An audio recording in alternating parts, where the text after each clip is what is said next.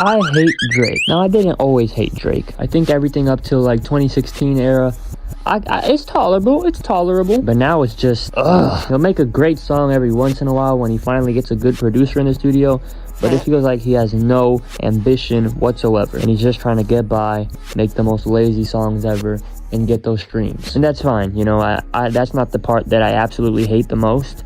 Because every genre, every medium, you know, even movies, even books, they all have the soulless, you know, very accessible thing at the top that everyone likes and makes a lot of money. But usually those things aren't compared to the actual masterpieces. For example, something like Marvel movies.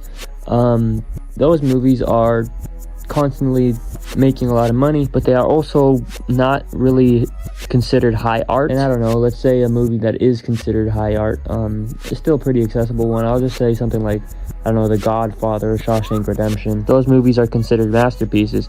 I feel like those movies never get compared to the Marvel movies. But when we have this discussion about hip-hop, Drake seems to somehow find his way into the rappers that do make the masterpieces. I really don't get how Drake gets compared to Kendrick at all. He's not anywhere near in the league that Kendrick's in. To Pimp a Butterfly is one of the greatest albums, maybe the greatest rap album of all time. Drake doesn't have an album that's half as good as that. I'm sorry, even in his prime. And like I said, he has some great tracks, even after 2016.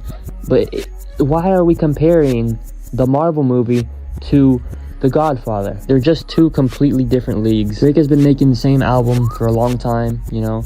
He features with a lot of different artists, I guess, but it's not because he's trying to push himself creatively. It's because he's trying to get into a new fan base. And I know a lot of you guys are thinking right now, why do you hate Drake for this? This isn't his fault. People are putting him in this discussion. And that would make complete sense because artists don't have control over how their art is perceived, I guess. And by extension, they don't have control over their fan base. But at the same time, it doesn't seem like Drake doesn't believe what his fan base is saying. Drake has put himself in that big three plenty of times.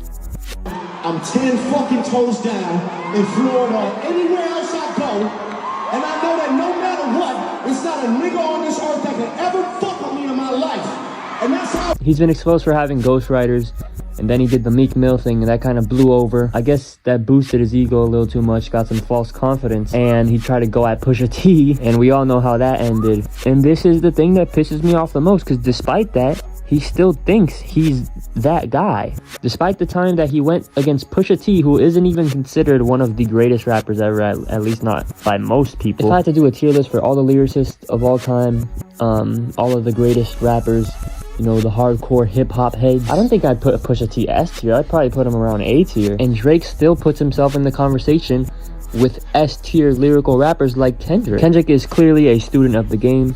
He's always shouting out eras of hip-hop, and he's always trying to keep this competitive edge in hip-hop. And this is why I fully understand Kendrick's anger, because look at it from his perspective. He's done everything and completely deserves the respect of every type of hip-hop fan, and to achieve as much as he has with the amount of classic albums that he has, with the amount of artistry that he brings to every single body of work, that should never be in comparison to the guy who is the lowest common denominator. And clearly Kendrick did not mean the Mike Jackson line as a diss towards Michael Jackson. He kind of just meant the poppy guy. He's comparing Drake to the poppy guy. But the thing that I really hate about Drake is he is just the poppy guy. Michael Jackson and most pop artists bring something artistically to the table. Michael Jackson has some of the most influential music videos of all time.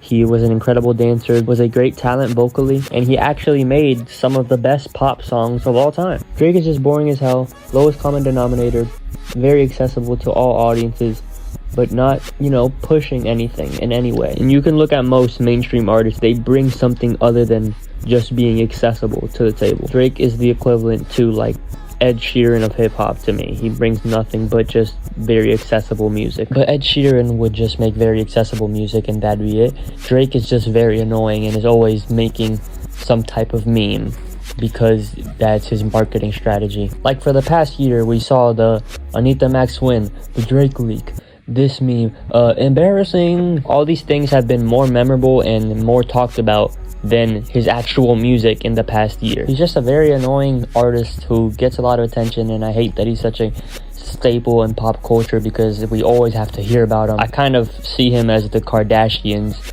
of music. And all these criticisms that I've been saying, that he's not really focused on the art of hip-hop, he's not focused on this, he's not focused on that, are kind of immediately confirmed when you saw when Kendrick tried to push hip-hop to a more competitive way when he dropped the Control verse. We saw that happen, and this man Drake was so in his feelings. And the verse isn't even dissing him in a negative way. It's 100% friendly competition, nothing else. I mean, if you've seen any of the interviews because of that Control verse, I mean, God, man, you are a child. No, it just wasn't real to me. It's like, I saw him after that, and it was just like love. So it's like, was that real, or was that just like for the people? You know what I mean? I think it's a sparring kind of sport. Yeah, but at the same time, it's like, you know, then let it be real then, you know. I mean, because those were harsh words, right? So it's like, you can't just say that and then see me and be like, yeah, man, what's up? Pretending like nothing ever happened. And this, once again, makes me understand Kendrick's anger on this song.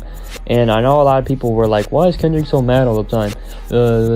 They put him in the big three in the song, in the lyrics of the song. But when you look at this guy's reaction to something that is so fundamental to the history of hip-hop, which is competition, when you see Drake react in the most sensitive way possible to something that wasn't even personal. I mean, as I said earlier, Kendrick's a student of the game. How could a student of the game respect you, and much less feel comfortable being compared to someone he doesn't respect in that way? So yeah, I think the anger that you can clearly hear in Kendrick's voice when he's delivering every line on this verse, it is justified. I think anyone who is a big fan of the artistry of hip-hop and what it has to offer should steer away from any Drake music. J. Cole is very talented and has been on an insane run the past few years, and it doesn't seem like Kendrick had anything against him either, just wanted to bring some friendly competition once again. But Drake, I hate you.